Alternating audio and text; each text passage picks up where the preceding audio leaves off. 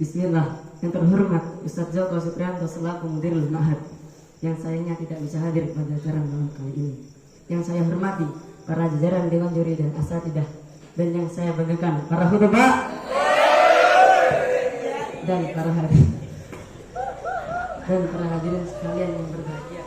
Aqulu lakum assalamualaikum warahmatullahi wabarakatuh.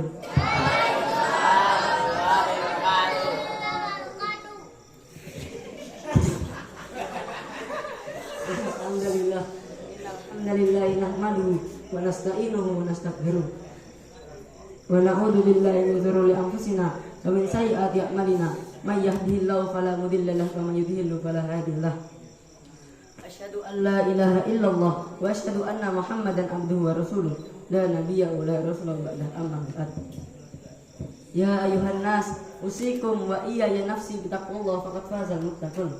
Haitsu qala Allah ta'ala fi kitabil karim ba'dan a'udzu billahi minasy syaithanir rajim. Bismillahirrahmanirrahim. Ya ayyuhalladzina amanu taqullaha haqqa tuqatih wa la tamutunna illa wa antum muslimun. Wa qala aidan ya ayyuhan nasu taqu rabbakum alladzi khalaqakum min nafsin wahidah wa khalaqa minha zawjaha wa bassa minhuma rijalan katsiran wa nisaa'a wattaqullaha alladzi tasaaluna bihi wal arham innallaha kana 'alaikum raqiban. Amma ba'du fa inna asdaqal hadits kitabullah wa khairal hadi Muhammad sallallahu alaihi wasallam wa syarrul umuri muhdatsatuha wa kullu muhdatsatin bid'ah wa kullu bid'atin dhalalah wa kullu dhalalatin finnar. Allahumma shalli wa sallim ala nabiyyina wa ala alihi wa sahbihi wa man tabi'ahum bi ihsani illa yaumiddin. Pertama-tama dan yang saya paling utamakan, marilah kita panjatkan puja dan puji syukur kita atas kehadirat Allah SWT, yang mana Ia telah menciptakan bumi ini sebagai hamparannya, seluas langit tanpa gantungan, dan setinggi gunung sebagai pasaknya, serta alam Indonesia yang indah tiada terbilang. Dan jika diibaratkan ranting-ranting di dunia ini sebagai penanya, seluas lautan di dunia ini sebagai tintanya, sebanyak dedaunan di dunia ini sebagai kertasnya, maka tak ada satupun makhluk hidup yang dapat menghitung nikmatnya.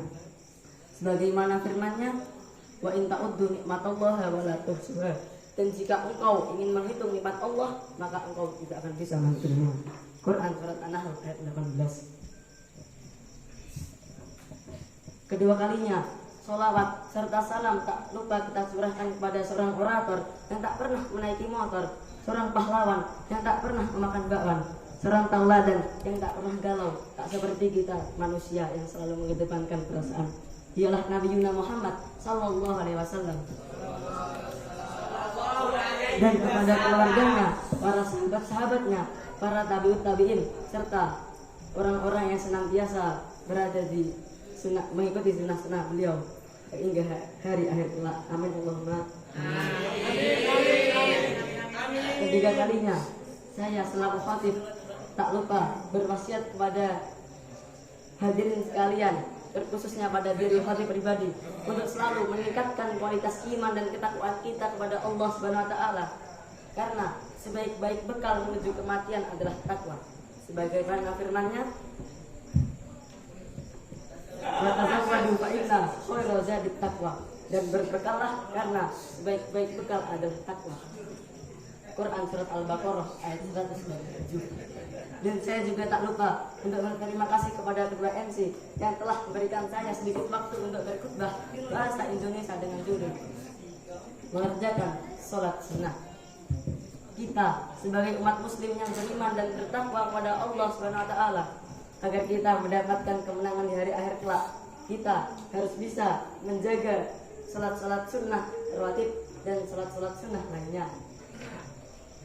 Pagi dan petang kita tak boleh lupa untuk mengerjakan sholat-sholat sunnah, karena di waktu itulah waktu bergantinya malaikat siang dengan malaikat malam.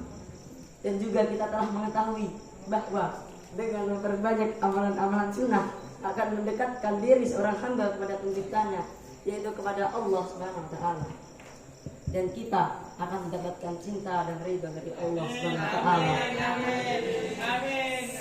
Dan ketika Allah telah mencintai seorang hamba, maka Allah akan menjadi pendengarnya yang ia gunakan untuk mendengar. Allah juga akan menjadi penglihatannya yang ia gunakan untuk melihat.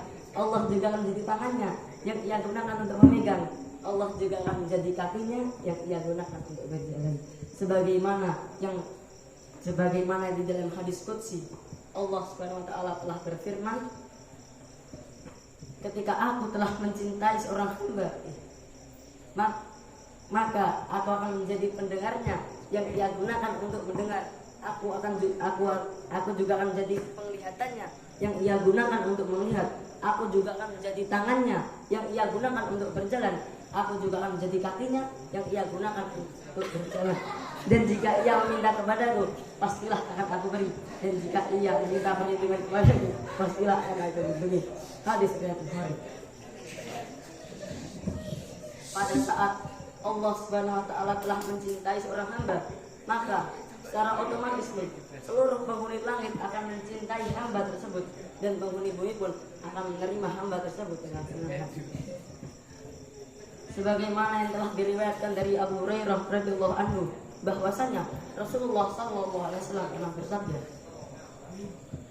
ketika Allah telah mencintai seorang hamba, maka Allah akan memanggil malaikat Jibril seraya berkata, wahai Jibril, sesungguhnya aku telah mencintai seorang hamba, maka cintailah dia.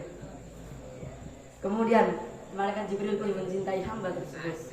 Kemudian malaikat Jibril pun turun dan menyeru kepada penghuni langit, wahai penghuni langit, sesungguhnya Allah telah mencintai seorang hamba, maka cintailah dia. Kemudian penghuni langit pun mencintai hamba tersebut, dan penghuni bumi pun akan menerimanya dengan senang hati.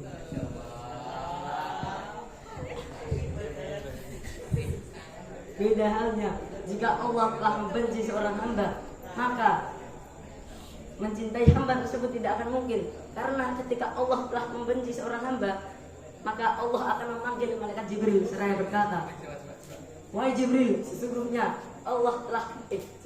aku telah membenci seorang hamba, maka bencilah dia. Kemudian Jibril pun membenci hamba tersebut.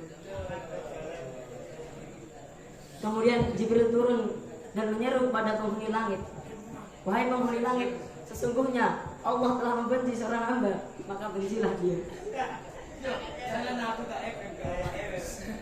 Kemudian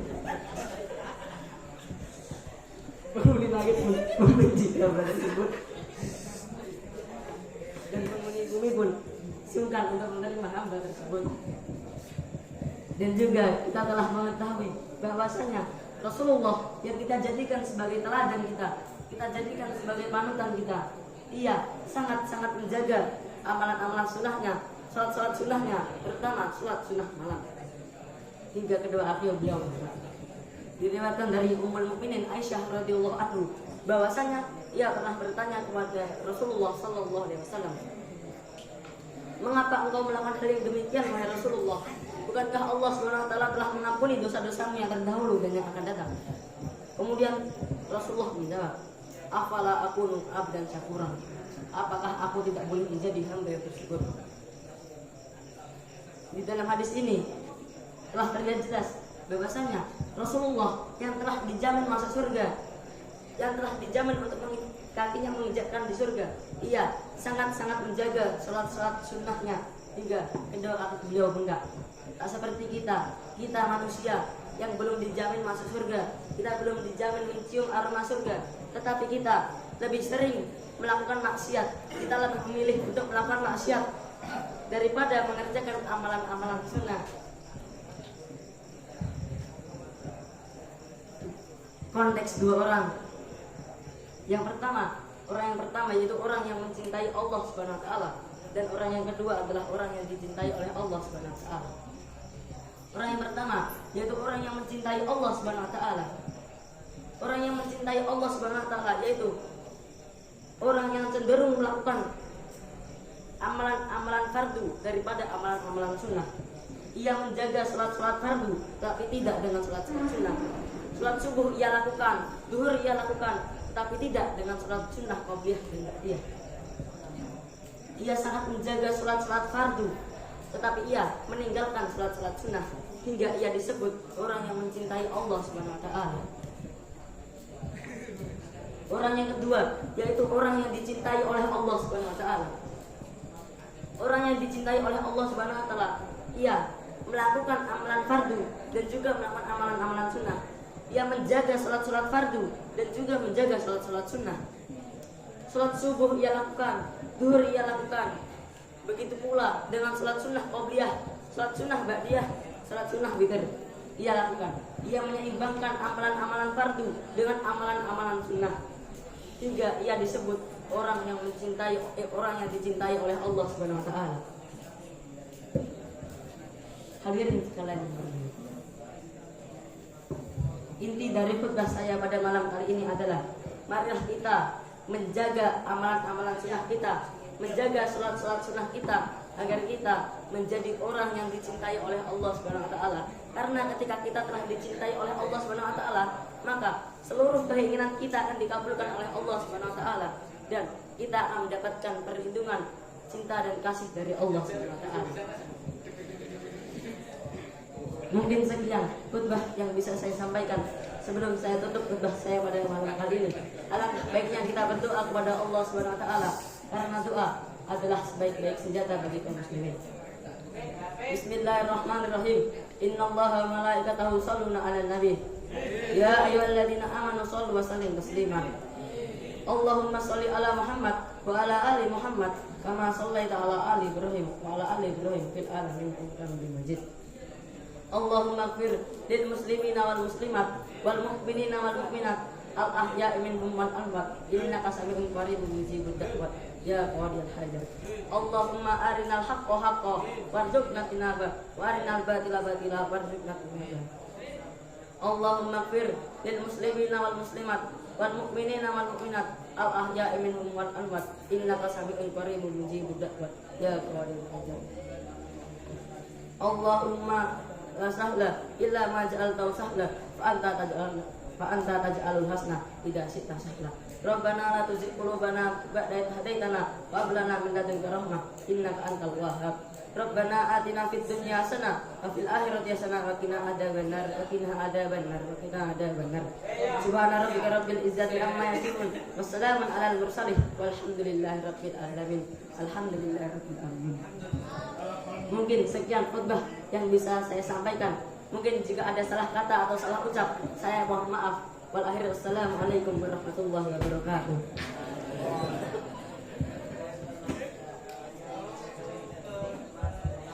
Syukron ala ahlina Zaid. Khutbah selanjutnya yang akan